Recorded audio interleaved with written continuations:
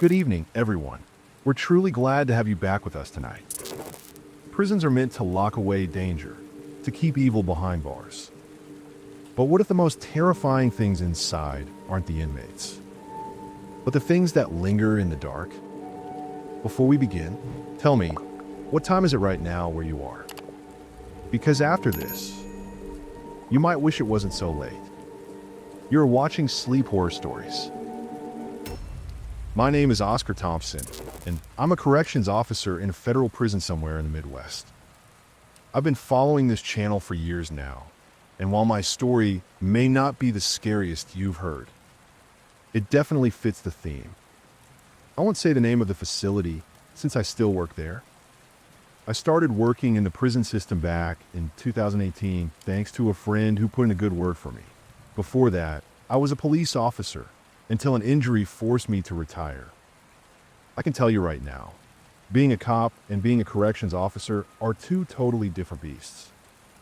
In prison, even the so-called good inmates are still planning something, and you're always outnumbered. That's why I was relieved when they finally moved me to the tower. Up there, I was assigned a rifle loaded with rubber rounds, and my job was simple: monitor the yard. If any inmate tried to scale the wall or linger in the yard after curfew, I had clearance to open fire. Sounds intense, right? But believe me, it was a lot more peaceful than walking the blocks. The very first time I took that post, my supervisor gave me some odd advice. Keep calm, he said, and don't shoot unless absolutely necessary. Fair enough, but then he added something strange. If you see something in the yard at night, wait a few seconds. Try shining your light first. If it doesn't move toward the fence, don't fire. I thought it was a prank, maybe a hazing ritual. I even expected one of the senior guards to sneak into the yard at night and try to scare me. But that never happened. For a while, everything was quiet. My shifts rotated. Sometimes I'd be up there from 10 a.m. to 8 p.m., and other times I'd be posted from 8 p.m. to sunrise. The yard was never completely empty. Inmates were let out by blocks every hour, so there was always someone walking, working out, or just getting some air. But the night shifts, those drag on forever. It was about a month into the job when I first saw him. It was a hot summer night. I scanned the yard like I always did, watching for any unusual behavior, contraband, fights, whatever. And then I noticed someone. A young man, white, thin, short black hair. He wore the standard orange jumpsuit like the others, but something about him was off. He stood apart from everyone else, pressed against a concrete wall, completely in the shade. That was strange.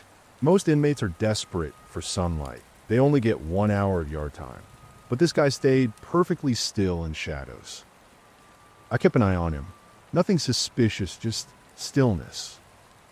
An hour later, the yard cleared and the next group was let out. I looked around, and there he was again. Same kid, different spot, same posture, staring right at the tower. I radioed down to ask why someone from the previous group was still out. But as soon as I tried to point him out, he was gone. Vanished. We checked the cameras. Nothing.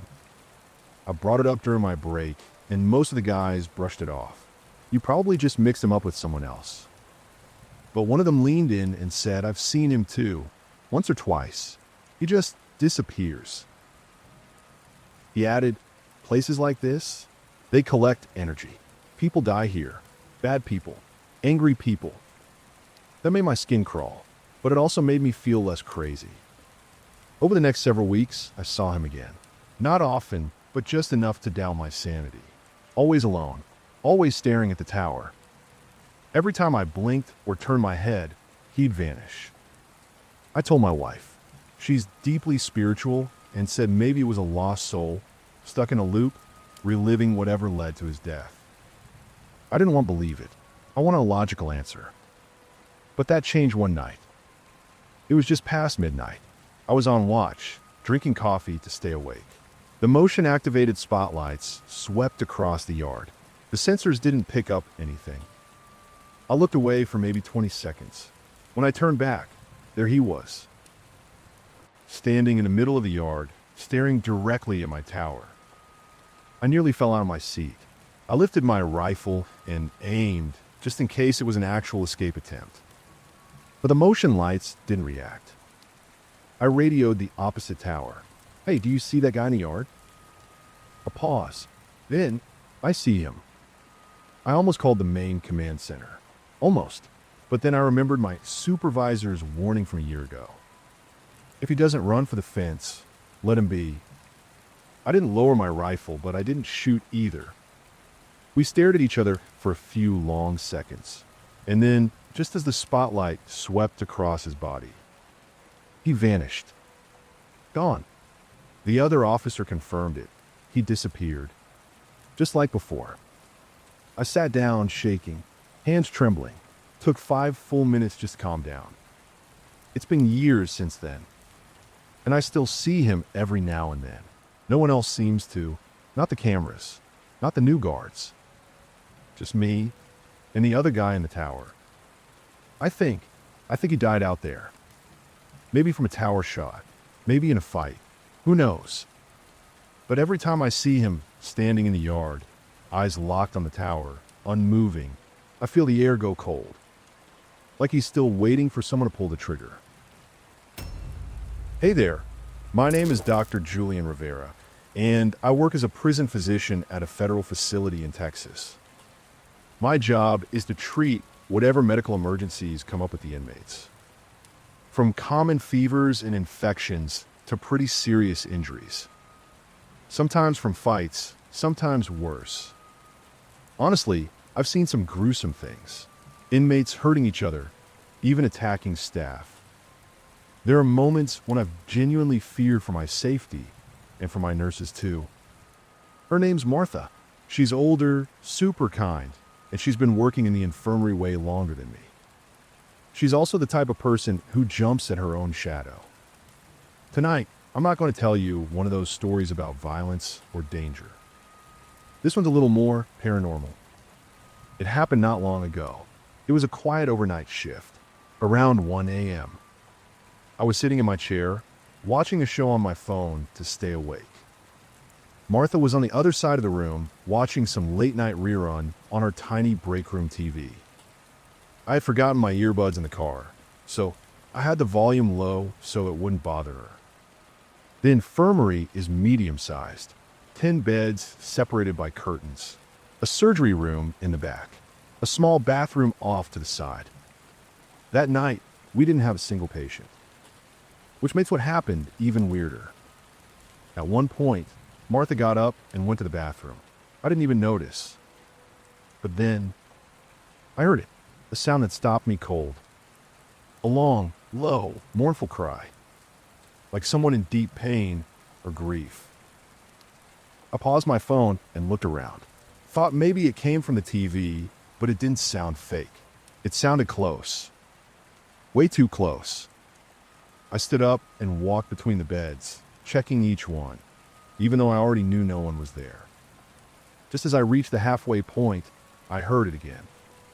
That same awful cry, and the unmistakable sound of handcuffs clanking against the bed frame. Metal on metal, like someone was restrained and struggling. I moved faster, checking every single bed and pulling back every curtain. Empty. All of them. I peeked into the surgery room. Nothing. And then Martha came out of the bathroom. I told her what I'd heard, and her face went pale. I mean, visibly paler. Now, like I said, Martha's a gentle soul, and she's the most easily frightened person I know. So I figured maybe, just maybe, she was messing with me. But that didn't make sense. She would never pull a prank like that. She's the type who gets scared lighting candles. And when I told her exactly what I heard, she begged me not to joke about things like that. She looked genuinely shaken. So I dropped it. I didn't want to freak her out more. I sat back down, hit play on my phone, and tried to pretend it didn't happen. And to be fair, it never happened again. My shifts since then have been completely normal. But I spent more than a few nights lying in bed, thinking about that sound. That heavy, sorrowful cry, and those metal cuffs hitting the bars. Maybe it was a weird echo. Maybe I was tired. But the infirmary is far from the main cell blocks. Too far for sound to carry like that. And I swear, it wasn't coming from the bathroom. It came from the beds. From right behind me. I still don't have an explanation. Do you?